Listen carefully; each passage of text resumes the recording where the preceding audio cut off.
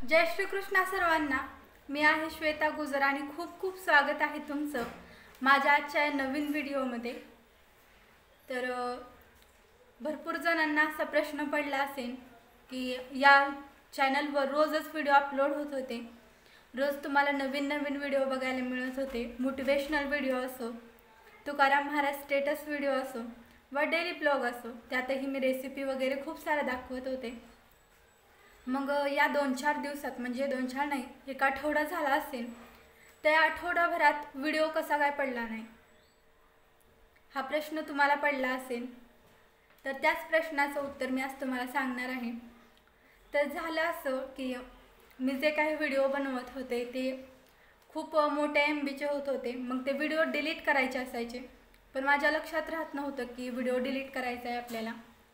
पण मग काय झालं की ते व्हिडिओ डिलीट करायचे राहून गेले।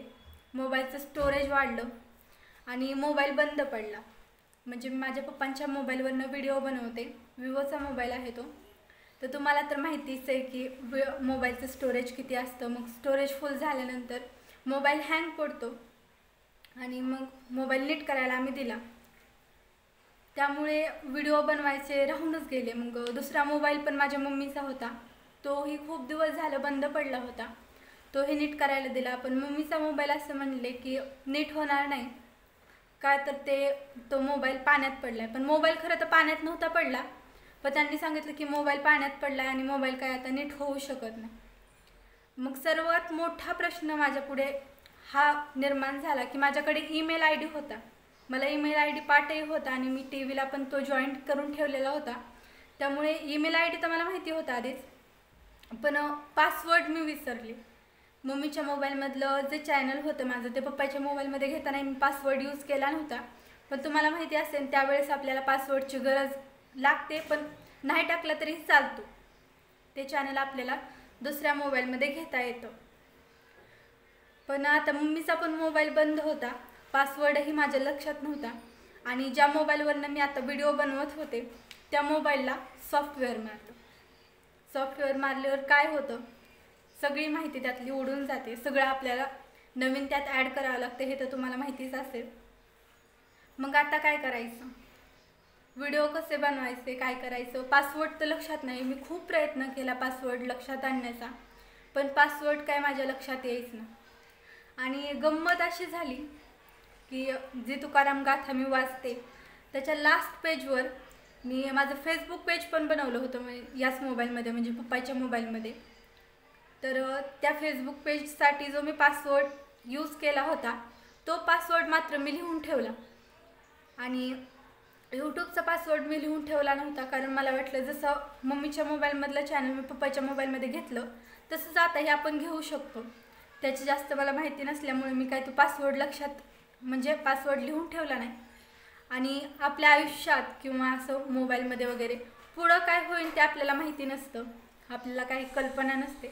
आणि तसंच माझ्यासोबत झालं, पासवर्ड एक तर लिहून पण ठेवलेला नव्हता मी आणि पासवर्ड विसरून पण गेले। खूप सारे ऑप्शन मग आपल्याला यूट्यूब सजेस्ट करतो, तेही मी करून बघितलं, पण ते काय होईना। मग आता तर काय माझे व्हिडिओ पण बंद होते, व्हिडिओ बनवले तरी अपलोड कोणत्या चॅनलवर करायचे ना, माझं चॅनल तर बंद आहे आता। मग काय माझं डोकंच चला ना। त्या दिवशी मी जो व्हिडिओ अपलोड केला होता, ढोकळा बनवला होता, त्याचं थंबनेल मी टाकलं होतं, ढोकळा इतका छान बनेल। आणि त्या दिवसाच्या दुसऱ्या दिवशीपासून व्हिडिओज येणंच बंद झालं। तर हा प्रॉब्लेम होता।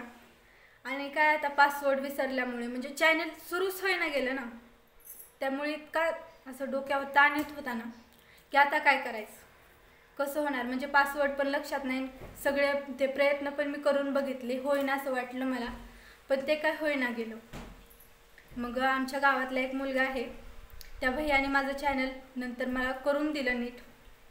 त्याच्यासाठी एक मोबाईल नंबर लागत असतो, तो मोबाईल नंबर पण कोणता मी टाकला होता तो पण माझ्या लक्षात येईना गेला। म्हणजे तो नंबर आला तर त्यावर एक कोड जातो, ते तर आपल्याला माहितीच आहे, पण नंबर कोणता टाकला होता तो नंबर पण लक्षात येईना गेला। मग त्या भैयाने नंतर रिकवर करून दिलं सगळं मला आणि न्यू पासवर्ड सांगितला की न्यू पासवर्ड तू काहीतरी क्रिएट कर आणि तो पासवर्ड आता त्याचा स्क्रीनशॉट पण काढून ठेव आणि कुठेतरी तो लिहून पण ठेव.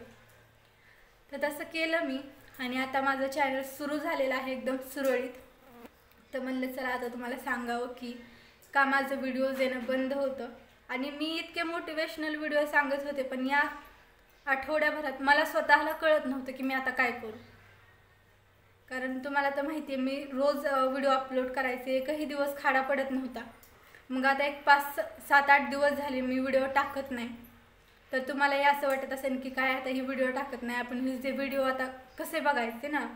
म्हणजे एखाद्या माणसाशी आपण अटॅच झालेलो असतो, तो माणूस जर रोज आपल्या संपर्कात असला तर आपल्यालाही जरा असं बरं वाटतं रोजच्या त्याच्या घडामोडी बघायला की त्याच्या आयुष्यात आता पुढे काय होतं. म्हणजे रोजचा नवीन व्हिडिओ बघण्याची आपल्याला एक उत्सुकता लागलेली असते. मग तुम्हालाही वाटत असेल की आता व्हिडिओ तर पडत नाहीत, मग आम्ही हे व्हिडिओ कसे बघावे. तर तेच मला तुम्हाला सांगायचं होतं. हा प्रॉब्लेम झालेला होता त्यामुळे मला व्हिडिओज अपलोड करायला जमत नव्हते. पण आजच्या दिवसापासून आता मी हे जो व्हिडिओ अपलोड करते तर आजपासून तुम्हाला रोज माझ्या चॅनलवर नवनवीन आणि खूप छान छान व्हिडिओज बघायला मिळतील. आणि तुम्हालाही नवीन काही बघायचं असेल माझ्या व्हिडिओजमध्ये की मी असं करायला पाहिजे तसं करायला पाहिजे तर तेही तुम्ही मला सांगू शकता. तर आता मी रोज शॉर्ट पण व्हिडिओ अपलोड करणार आहे आणि मोठे व्हिडिओज पण अपलोड करणार आहे. तर तुमची मला भरभरून साथ मिळते त्यासाठी खरंच तुमचे खूप खूप आभार. आणि तुम्ही असंच मला प्रेम देत राहा. चला मग आता भेटूयात उद्याच्या व्हिडिओत. तोपर्यंत जय श्रीकृष्ण, जय श्रीराम.